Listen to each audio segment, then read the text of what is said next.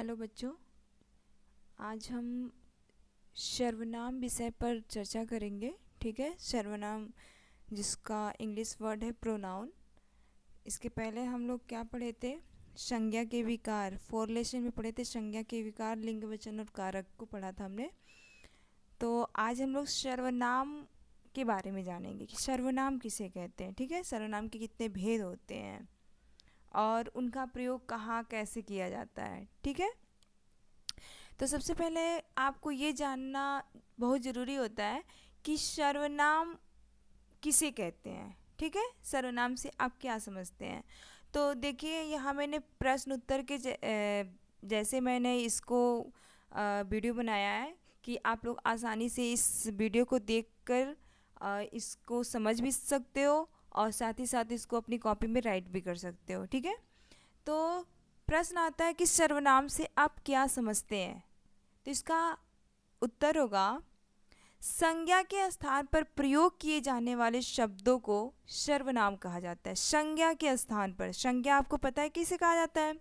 कि किसी व्यक्ति, वस्तु, स्थान, प्राणी, पशु पक्षी, भाव, अवस्था आदि के नाम को संज्ञा कहते हैं। ठीक है, तो उन्हीं नामों पर, मीन्स उन्हीं नामों को, जैसे किसी का नाम हो या फिर किसी चीज़ को मतलब बार बार दोहराया ना जा सके। ठीक है, और उसकी जगह पे कुछ कुछ ऐसे शब्द प्रयोग किए जा सके जो जिसकी पुनरावृत्ति बार बार ना हो। ठीक है, किसी शब्द की, तो उसे ही सर्वनाम कहा जाता है। इसको हम दूसरे शब्दों में कह सकते हैं कि संज्ञा, यानी बार बार प्रयोग की को रोकने के लिए इसके स्थान पर प्रयुक्त होने वाले शब्दों को सर्वनाम कहते हैं। संज्ञा की पुनरावृत्ति को रोकने के लिए इसके स्थान पर प्रयोग होने वाले शब्दों को सर्वनाम कहते हैं। ठीक है, इससे ये है कि संज्ञा के स्थान पर प्रयोग किए जाने वाले शब्दों को सर्वनाम कहा जाता है। बस आपको समझना है कि सर्वनाम किसे कहा जाता है। जैसे मैं, तुम, हम, वह, वे, उसे, हमारा, तुम्हारा आदि बहुत सारे सर्वनाम शब्द है ना। उन्हें, उनका, मुझे, मेरा, इस तरह बहुत सारे सर्वनाम शब्द हैं जो संज्ञा के स्थान पर, संज्ञा की जगह पर प्रयोग किया जाता है। अब उदाहरण के लिए हम आपको एक छोटा सा एक उदाहरण के जैसे समझाएंगे। मीन्स एक छोटा सा स्टोरी 2-3 लाइन का, उससे आप संज्ञा और सर्वनाम को अच्छे से समझ जाएंगे। ठीक है, जैसे एक है कि कुत्ता बहुत भूखा था। ठीक है, ध्यान से समझिएगा इसको। कुत्ता बहुत भूखा था। कुत्ता इधर उधर भटक रहा था। कुत्ते को खाने को कुछ नहीं मिला। एक आदमी को कुत्ते पर दया आई। आपने सुना? आपने इस 2-3 लाइन की जो वाक्य है, इसमें आपने एक शब्द को बार बार रिपीट होते देखा है ना। कुत्ता, कुत्ता बहुत भूखा था, कुत्ता इधर उधर भटक रहा था, कुत्ते को खाने को कुछ नहीं मिला, एक आदमी को कुत्ते पर दया आई। कुत्ता क्या है? संज्ञा है ना। और इस संज्ञा शब्द को बार बार इस वाक्य में रिपीट किया जा रहा है, जो कि सुनने में बहुत ही अटपटा लग रहा है। अब इन्हीं वाक्यों को सर्वनामों का प्रयोग करके दोबारा लिखते हैं। ठीक है, दोबारा समझने का प्रयास करते हैं। कुत्ता बहुत भूखा था। वह इधर उधर भटक रहा था। उसे खाने को कुछ नहीं मिला। एक आदमी को उस पर दया आई। ये सुनने में या लिखने में या बोलने में अच्छा लग रहा है, सुंदर लग रहा है। ठीक है, इस प्रकार का प्रयोग भाषा को सुंदर बनाता है। यानी कि वाक्य में संज्ञा का पुनरावृत्ति जो है, बार बार प्रयोग जो है, वो बार बार न करना पड़े, उसके रोकथाम के लिए, उसको रोकने के लिए हम उसकी जगह पे सर्वनाम शब्द का प्रयोग करते हैं। बस आपको सर्वनाम शब्द को समझना है कि सर्वनाम शब्द कौन कौन से हैं। ठीक है, और आप तो काफ़ी पहले से आप लोग सर्वनाम, संज्ञा, सर्वनाम ये सब पढ़ते आए हो, तो आपको इसमें ज़्यादा जोर देने की आवश्यकता है नहीं कि सर्वनाम कौन कौन से शब्द होंगे। ठीक है, समझ में आया?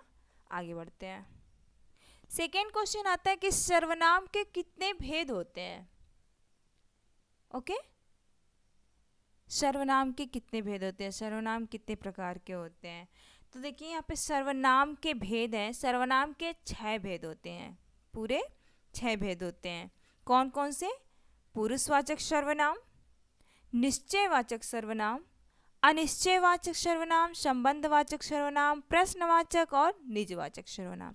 ये 6 सर्वनाम के भेद हैं जिनको आपको अच्छे से याद करना है, क्योंकि बहुत बार होता है कि आपके एग्जाम पेपर में उसका सर्वनाम का डिफिनेशन ना पूछ करके सर्वनाम का भेद पूछ देता है कि सर्वनाम के कितने भेद होते हैं, तो आप कंफ्यूज हो जाओगे। या सर्वनाम के भेदों के नाम लिखने के लिए आ सकता है, तो इसलिए आपको इन भेदों के नाम को लर्न करना, समझना बहुत ही ज़्यादा आवश्यक है।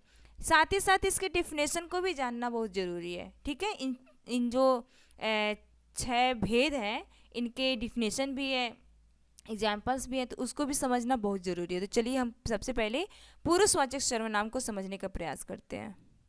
आपको इसको अपने कॉपी में भी राइट करते रहना है, ठीक है, और समझना भी है।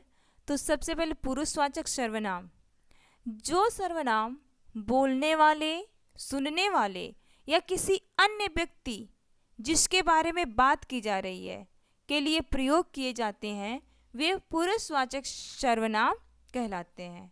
जो सर्वनाम सब बोलने वाले, सुनने वाले या अन्य किसी व्यक्ति जिसके बारे में बात की जा रही है के लिए प्रयोग किए जाते हैं, वे पुरुषवाचक सर्वनाम कहलाते हैं। ठीक है, ऐसे सर्वनाम सब जो बोलने वाले के लिए, सुनने वाले के लिए या किसी तीसरे व्यक्ति के लिए प्रयोग की जाए, वो पुरुषवाचक सर्वनाम के अंतर्गत आता है। जैसे मैं, तुम, वह। ठीक है, समझ में आ रहा है? Very good. पुरुषवाचक सर्वनाम की परिभाषा आपने समझ लिया। अब देखिए पुरुषवाचक सर्वनाम के भेद भी होते हैं। ठीक है, इसके 3 टाइप्स होते हैं, 3 भेद होते हैं, उत्तम पुरुष, मध्यम पुरुष और अन्य पुरुष। ओके, तो ध्यान से इसको लर्न करना है, आपको समझना है कि पुरुषवाचक सर्वनाम के 3 भेद होते हैं, उत्तम पुरुष, मध्यम पुरुष और अन्य पुरुष। जो सर्वनाम है उसके तो 6 भेद होते हैं, जिसको मैंने ऑलरेडी बताया आपको। लेकिन जो उसके फर्स्ट जो टाइप्स है पुरुषवाचक, उसके 3 भेद होते हैं, उत्तम पुरुष, मध्यम पुरुष और अन्य पुरुष। इन तीनों को भी समझना बहुत ही जरूरी है आपको। ठीक है, तो वीडियो को पूरा देखना है आपको। ठीक है, क्योंकि जब तक आप पूरा वीडियो देखोगे नहीं तब तक आपको अच्छे से समझ में नहीं आएगा। ठीक है, देखिए उत्तम पुरुष, पहला है उत्तम पुरुष। इसकी परिभाषा क्या है? ऐसे सर्वनाम शब्द जो बोलने वाला अपने लिए प्रयुक्त करता है उन्हें उत्तम पुरुषवाचक सर्वनाम कहते हैं। ऐसे सर्वनाम शब्द जो बोलने वाला यानी कि जो बोलता है, जो वक्ता है, जैसे कि मैं बोल रही हूँ ना, तो बोलने वाला जब अपने लिए सर्वनाम कोई सर्वनाम शब्द का प्रयोग करता है तो वो उत्तम पुरुषवाचक सर्वनाम के अंतर्गत आता है। जैसे मैं बोलूँ कि मैं कल गोरखपुर जाऊंगी। ठीक है, मैं कल गोरखपुर जाऊंगी, तो जो मैं सर्वनाम शब्द है वो किसके लिए प्रयोग हुआ है? जो बोल रहा है वो अपने लिए कर रहा है, यानी कि मैं अपने लिए प्रयोग कर रही हूँ, मैं। ठीक है, तो जो बोलने वाला वक्ता है अगर सर्वनाम शब्द का प्रयोग अपने लिए करता है तो वो उत्तम पुरुषवाचक सर्वनाम के अंतर्गत आता है। इसमें कौन कौन से सर्वनाम शब्द आते हैं? मैं, हम, मेरा, हमारा, मेरी, ठीक है, हमारी, ये सारे उत्तम पुरुषवाचक में आते हैं। सेकेंड है मध्यम पुरुष, मध्यम पुरुष वाचक सर्वनाम। ऐसे सर्वनाम शब्द जो सुनने वाले के लिए प्रयोग में लाए जाते हैं उन्हें मध्यम पुरुषवाचक सर्वनाम कहते हैं। ऐसे सर्वनाम शब्द जो सुनने वाले के लिए, ठीक है, सुनने वाला यानी कि जो वक्ता है वो जब अपने लिए कोई शब्द बोलता है, सर्वनाम शब्द का प्रयोग करता है, तो वो तो मैं, हम, मेरा, हमारा हो जाता है। लेकिन जो सामने वाले व्यक्ति के लिए, यानी जो मेरे सामने खड़ा है, सेकेंड पर्सन, उसके लिए जिस शब्द का प्रयोग किया जाता है, जिस सर्वनाम शब्द का प्रयोग किया जाता है, वो मध्यम पुरुषवाचक सर्वनाम के अंतर्गत आता है। जैसे तुम, आप, आपका, तुम्हारा, तुम्हारी, तुम्हें, तुमने, ये सारे शब्द मध्यम पुरुषवाचक सर्वनाम के अंतर्गत आता है। जैसे हम सेंटेंस भी बना सकते हैं कि तुम कहाँ गए थे, ठीक है, तुम कहाँ गए थे, आप यहाँ बैठिए। ऐसे सेंटेंस के तौर पे हम लोग समझने का प्रयास करेंगे सेंटेंस के द्वारा कि अब हम किसको बोल रहे हैं, जो मेरे सामने है उसी को तो बोल रहे हैं, किसी तीसरे को तो नहीं बोल रहे हैं। सेकेंड पर्सन जो है, जो सुन रहा है मेरी बात को, मैं उसे बोल रही हूँ कि तुम कहाँ गए थे। या फिर जो मेरे सामने कोई व्यक्ति खड़ा है तो हम उसको बोल रहे हैं कि आप यहाँ बैठिए, ठीक है।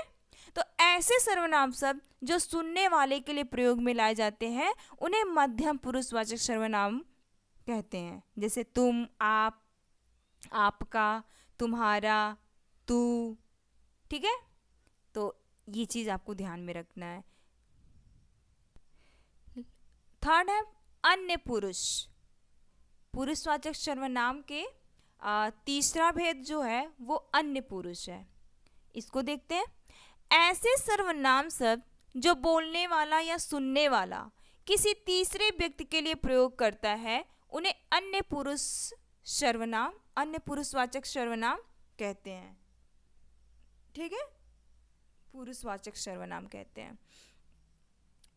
ऐसे सर्वनाम शब्द, देखिए उत्तम पुरुष में क्या था कि बोलने वाला स्वयं के लिए जो सर्वनाम शब्द का प्रयोग करता है वो उत्तम पुरुष होता है।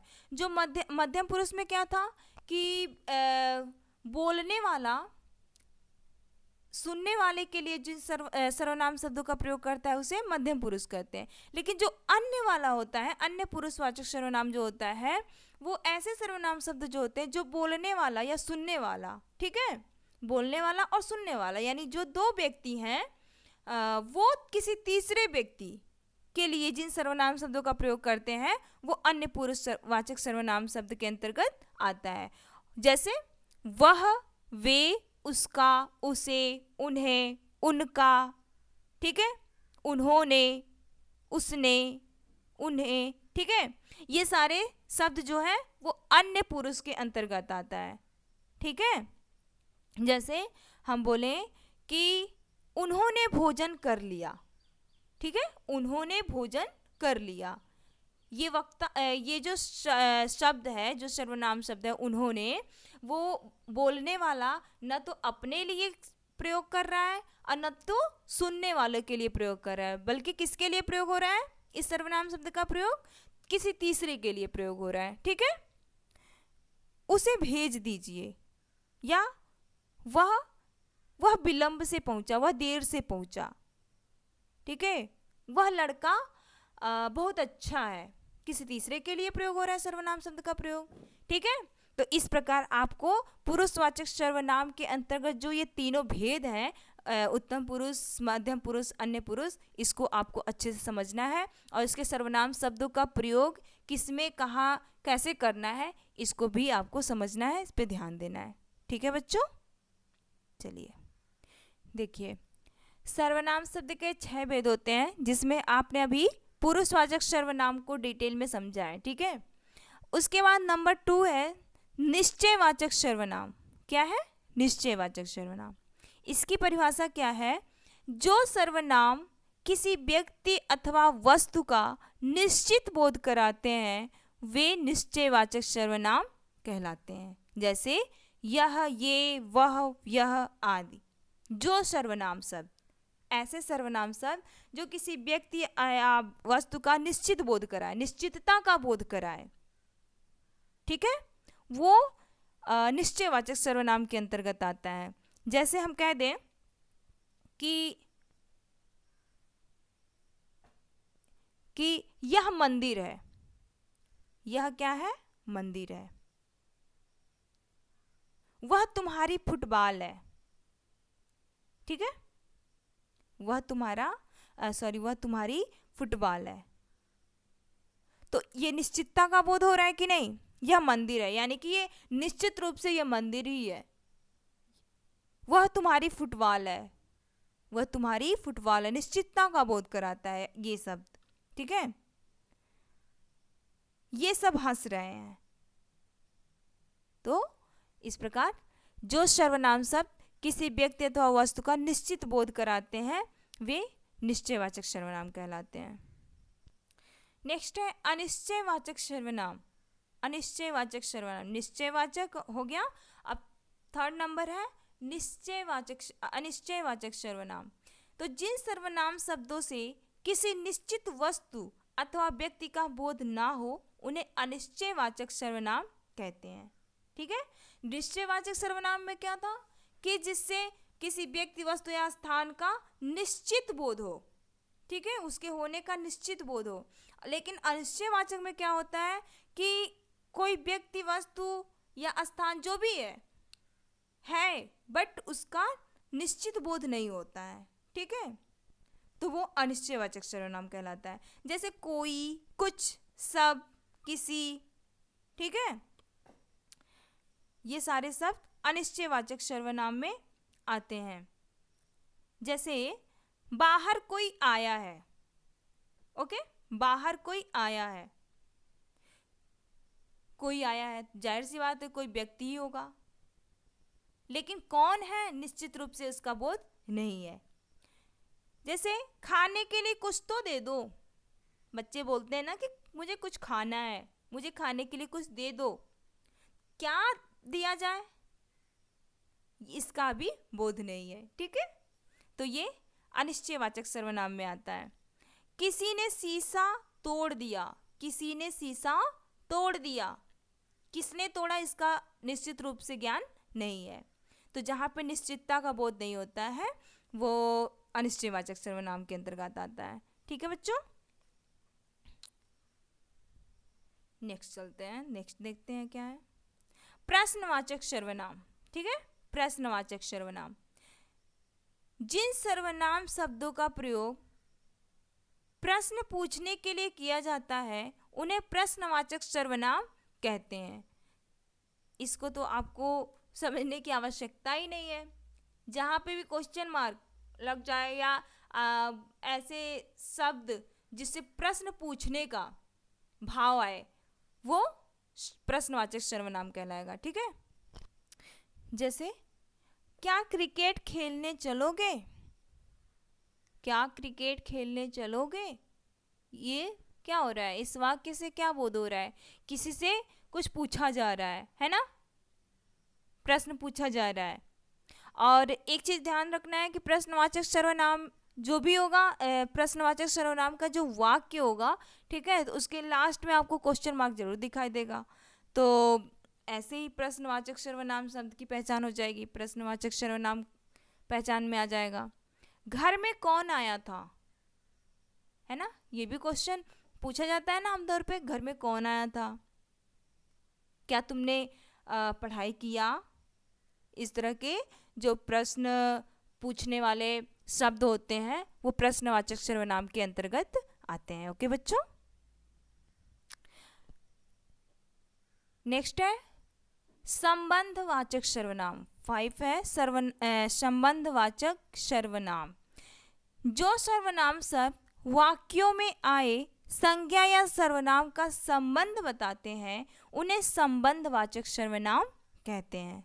जो सर्वनाम शब्द वाक्य में आए, जो मान लीजिए एक वाक्य है, ठीक है, उसमें वाक्य में आए अन्य संज्ञा सर्वनाम शब्दों का जो संबंध बताते हैं उन्हें संबंधवाचक सर्वनाम कहते हैं। जैसे जो सो, ठीक है, जैसा वैसा, जो वह, इस तरह के जो शब्द वाक्यों में आ जाए तो समझ जाइए वो वहाँ पे संबंधवाचक सर्वनाम है। जैसे हम बोले कि जो परिश्रम करेगा वह सफल होगा या वो सफल होगा, जो परिश्रम करेगा वो सफल होगा। ठीक है। उतना खाओ जितना पचा सको, उतना जितना। ठीक है, ये संबंधवाचक सर्वनाम के अंतर्गत आता है। या हम बोले कि जैसा करोगे वैसा भरोगे। ठीक है, तो इसमें जैसा वैसा आ गया ना इस वाक्य में। या फिर बोले जो डर गया सो मर गया, जिसकी लाठी उसकी भैंस। इस तरह के जो वाक्य होते हैं इसमें जो सर्वनाम शब्द है वो संबंधवाचक सर्वनाम के अंतर्गत आता है। तो अगर आप जरा सा भी ध्यान दोगे ना तो बहुत ही ईजिली आप समझ सकते हो सर्वनाम को, सर्वनाम के भेदों को समझ सकते हो। और उसके जो एग्जाम्पल्स हैं किस सर्वनाम में मतलब कि संबंधवाचक सर्वनाम है, निश्चय है, अनिश्चयवाचक सर्वनाम है, इस तरह के जो 6 भेद हैं उन सारे सर्वनामों में कौन कौन से सर्वनाम प्रयोग किए जाते हैं इसका आप बहुत ही अच्छे से समझ सकते हो। कब समझोगे?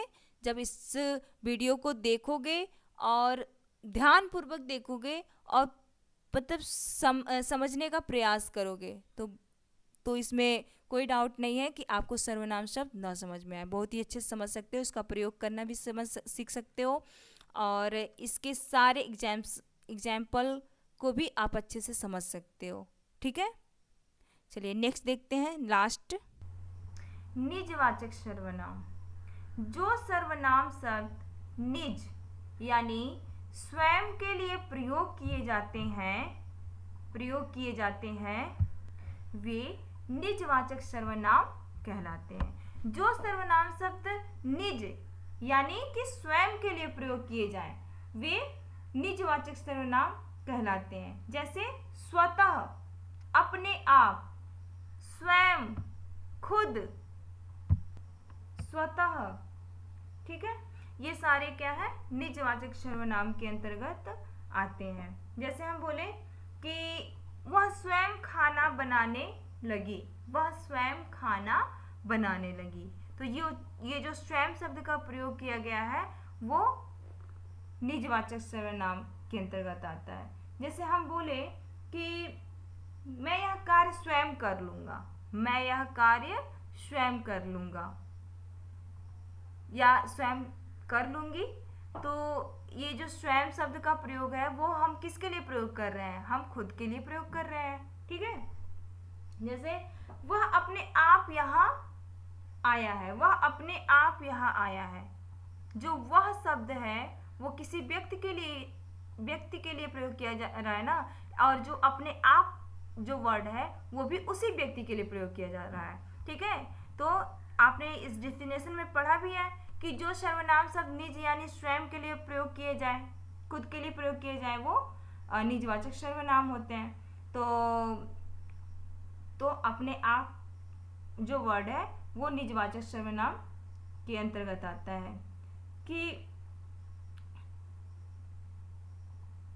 ठीक है, या फिर हम बोले कि मोहन स्वतः यह काम कर सकता है, स्वतः यह काम कर सकता है। तो इस तरह के जो शब्द हैं वो निजवाचक सर्वनाम के अंतर्गत आता है। ठीक है, तो इस प्रकार आपने सर्वनाम को पढ़ा। ठीक है, सर्वनाम को जाना, सर्वनाम किसे कहते हैं, सर्वनाम के कितने भेद होते हैं इसको आपने समझा। उसके बाद उन सर्वनामों के जो डिफिनेशन है, एग्जाम्पल्स हैं, इसको भी आपको अच्छे से समझाया गया, बताया गया। अब आप पे डिपेंड करता है कि आप इसको अच्छे से समझते हो, पढ़ते हो कि नहीं पढ़ते हो, उसको याद करते हो कि नहीं करते हो। इसलिए अगर एक बार में न समझ में आए तो वीडियो को आप बार बार देखिए। आप वीडियो कहीं दूर नहीं है। ठीक है, आप बस जाएंगे चैनल पे, यूट्यूब पे, तो आपको ये वीडियो आसानी से मिल जाएगा। तो इसलिए आप वीडियो को पूरा देखिए जब तक आप, और एक बार भी ना समझ में आए तो कई बार देखिए, तो ज़रूर आपको समझ में आएगा। तो आपको कहीं और जाने की आवश्यकता भी नहीं होगी और आपको यहीं से आपको नोट्स भी मिल जाएंगे और आपको लेक्चर भी मिल जा रहा है। ठीक है, तो आशा करती हूँ कि आज का ये जो वीडियो है वो आपको अच्छा लगा हो, आपको समझ में आया हो। अगर समझ में आ रहा है तो वीडियो को लाइक करो या कमेंट भी कीजिए, ठीक है। अगर इसमें कोई भी कमी आपको नज़र आ रही है तो भी आप हमको बताओ, ठीक है। तो उसको हम नेक्स्ट वीडियो में हम कोशिश करेंगे कि अपनी कमी को सुधार सकें, ठीक है। और अगर वीडियो पसंद आए, अच्छा लगे, तो आप चैनल को सब्सक्राइब भी कीजिए। Okay, thank you.